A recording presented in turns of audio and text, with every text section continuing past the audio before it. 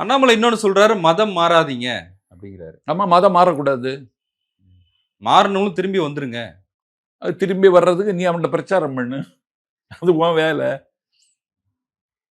செய்து பாரு. இல்ல மதம் மாறுறது அவங்களுடைய உரிமை இல்ல. மதம் மதம் மதம் மாறக்கூடாதுன்றீங்களா நீங்க? மதம் மாறுறது அவனுக்கு உரிமைங்க. அவன் எந்த மதம்ங்கிறத அவன் தீர்மானிக்கிறான். இதுல எல்லாம் நீ ஏன் தலையிடுறேன்னு கேட்கிறேன் நான். நீ ஒருவனுடைய வாழ்க்கையில ஏன்டா அத்துமீறுற? நீ அண்ணாமலையா இருந்தாலும் சரி, ஆண்டவனா இருந்தாலும் சரி, ஒருவனுடைய வாழ்க்கையில நீ ஏன் அத்துமீறுற? அவனுடைய சுதந்திரத்திலையும் அவனுடைய சுயமரியாதையிலையும் நீ ஏன் கை வைக்கிறேன்னு கேட்கிறேன். நீ மாநாடு நடத்தினதா இருந்தா 3வது உலக மகாயுத்தம் மூலம்னு சொல்லும். உலகத்துல போர் 3வது உலக போர் வரக்கூடாதுன்னு ஒரு தீர்மானம் போட்டியா? முருகனுக்கு வேண்டுகோள் கேட்டு எவனாவது பேசினியா?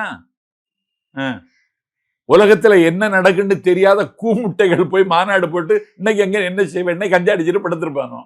மொத்தத்துல இந்த முருகன் மாநாடு யாருக்கு பயன்படும் நினைக்கிறீங்க? எங்களுக்கு. எப்படி?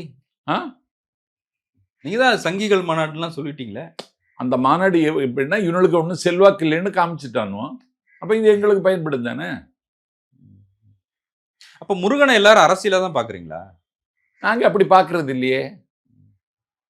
முத்தமிழ் முருகன் மாநாடு, அவங்க போட்டியா முருக பக்தர்கள் மாநாடு. முத்தமிழால் வைதாரையும் வாழ வைப்போன் முருகன் என்று ஒரு பாட்டு இருக்கு, அருணகிரிநாதர் பாடின பாட்டு. இந்த முருகனை இந்த நாட்டுல வீதி தோறும் கொண்டு சேர்த்தவர் வாரியார் சுவாமிகள். அவருக்கு படத்தை திறந்து வச்சு பேசி இருக்கணும் ஒரு ஆளு. ஏதோ ஒரு பொம்பளை பேசுறேன், அவளுக்கு பேர் தெரியல எனக்கு. அவ வேலு நாச்சியாரை பத்தி பேசிட்டு இருக்கா, குயிலியை பத்தி பேசிட்டு இருக்கா. கந்த கோட்டம்னு ஒரு கோட்டம் இருக்கு தெரியுமா சென்னையில் உங்களுக்கு? தமிழ்நாட்டின் தலைநகர் சென்னையில் இருக்கிற முருகன் கோவில்ல புகழ் பெற்றது கந்த கோட்டம். அங்கதான் வள்ளலார் வந்து உட்கார்ந்து பாடினார். ஒருமையுடன் நினது திருமலரடி நினைக்கின்ற உத்தமிரதம் உறவு வேண்டும் அப்படின்னா என்ன அர்த்தம்?